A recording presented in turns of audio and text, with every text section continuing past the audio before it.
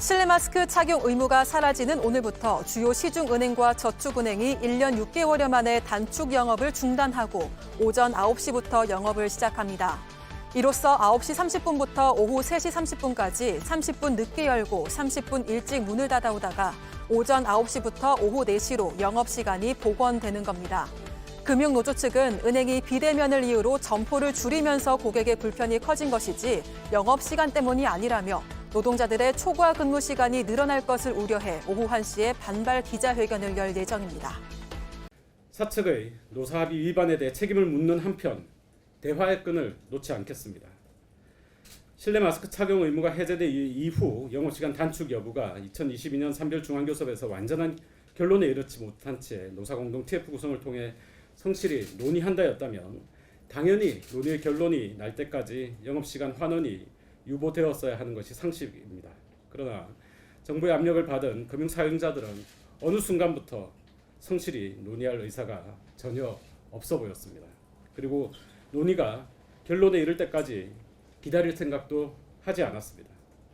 아무런 대안도 없이 형식적으로 테이블에 앉는 척하다가 영업시간 환원의 일방 시행을 결정했습니다. 금융노조는 이를 명백한 노사합의 위반으로 보고 있으며 법률 자문 측으로부터 사용자 측에 대한 고발과 진정이 가능하다는 법적 해석을 받은 상황입니다.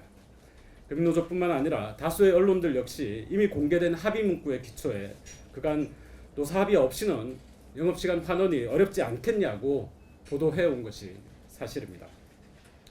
물론 같은 사안, 같은 합의서를 두고도 서로 상이한 법률적 해석이 나오는 경우는 많습니다. 그리고 사용자 측이 동합의들과 관련해서 노사가 합의된 결론에 이르지 못한 경우라도 영업시간 환원을 일방 시행할 수 있다는 법률 의견을 받았을 수 있습니다. 나아가 동사건을 법정에서 다루더라도 사측이 불리하지 않다라는 법률 의견을 받았을 수도 있습니다. 누구의 주장이 법리적으로 옳은지에 관한 판단은 법원의 몫입니다. 그러나 산업의 평화를 위해 더군다나 현재와 같은 경제 위기의 전운이 감도는 상황에서 노사가 법정에서 소송을 벌이는 일은 바람직하지는 않습니다. 금융노조는 법적 시비는 시비대로 다투는 한편 사용자 측과의 대화를 계속 이어나가겠습니다. 2022년 산별중앙교섭에서 합의한 노동시간 유연화, 주 4.5일제, 영업시간 이 세 가지 의제에 관한 노사공동 TF 운영은 여전히 유효합니다. 3월부터 시작될 2023년 산별중앙교섭 중앙노사위원회에서도 관련 문제들에 대한 해결 방안을 제시하고 성실히 논의하겠습니다. 주는 이자는 덜 주고 받는 이자는 더 받는다. 어떻게 보면 땅 짚고 헤엄치기인데요. 당연히 지난해 은행들의 이익은 역대 최대입니다. 코로나19로 힘들었던 다른 산업과는 대조적인데요. 이렇게 번 돈으로 은행들 성과급도 최대라는데 김도훈 기자와 좀 더 살펴보겠습니다. 김 기자, 은행들이 지난해 벌기는 이제 어느 정도나 번 건가요? 네, 역대 가장 많은 이익을 냈습니다. 표를 보면요.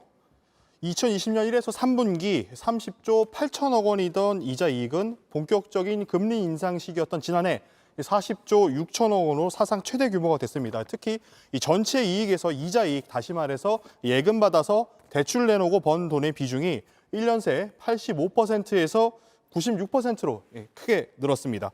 이 고금리 시기에 땅 짚고 헤엄치기라 불리는 이자 장사에 더 힘을 쏟았다는 얘기입니다. 이자 장사에 힘을 쏟아서 돈을 많이 벌었다. 그래서 직원들 성과급도 일단 많이 줬다고요? 네, 한번 볼까요?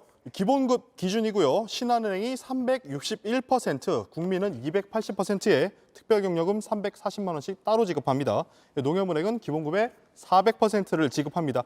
이 세 은행 중에 한 곳에 다니는 11년 차 현직 과장급 직원 한 분의 예를 들어보겠습니다. 예. 기본급 350만 원을 기준으로 얼마를 받나 계산해 봤더니 신한이 약 1,263만 원, KB국민은 1,320만 원이고 농협이 1,400만 원으로 가장 많았습니다.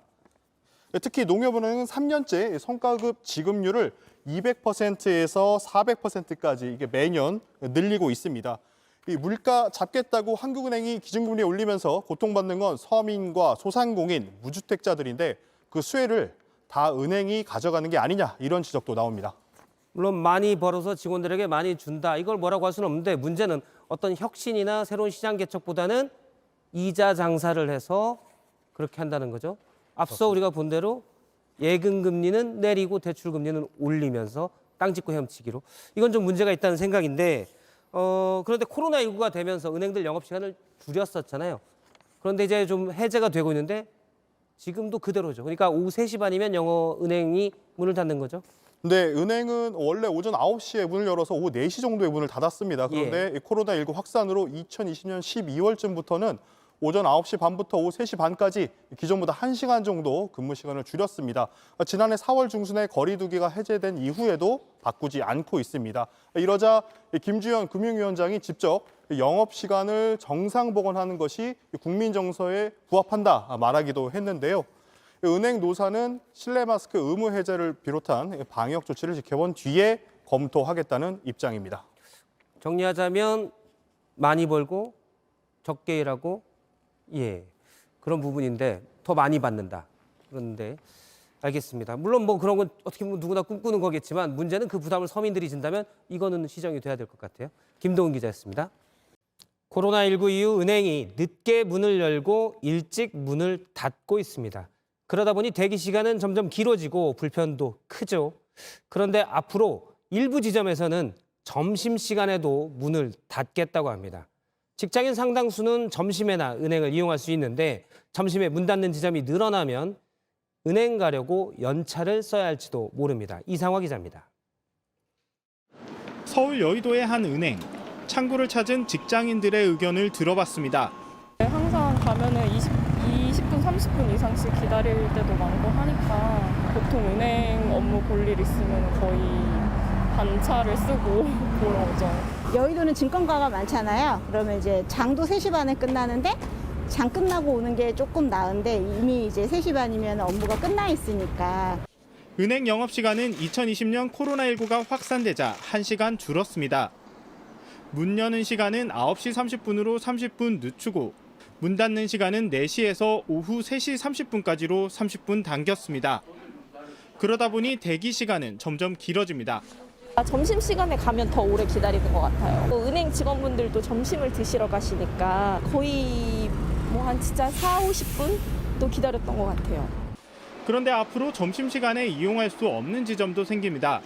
KB국민은행은 방문 고객이 적은 지점 몇 곳은 이달 말부터 점심시간에 문을 닫겠다고 밝혔습니다. 소셜미디어에선 앞으로는 큰 지점도 점심시간에 문을 닫는 게 아니냐는 우려가 나옵니다. 그렇게 되면 은행 가려고 하루 휴가를 내야 할 판이라는 불만도 있습니다.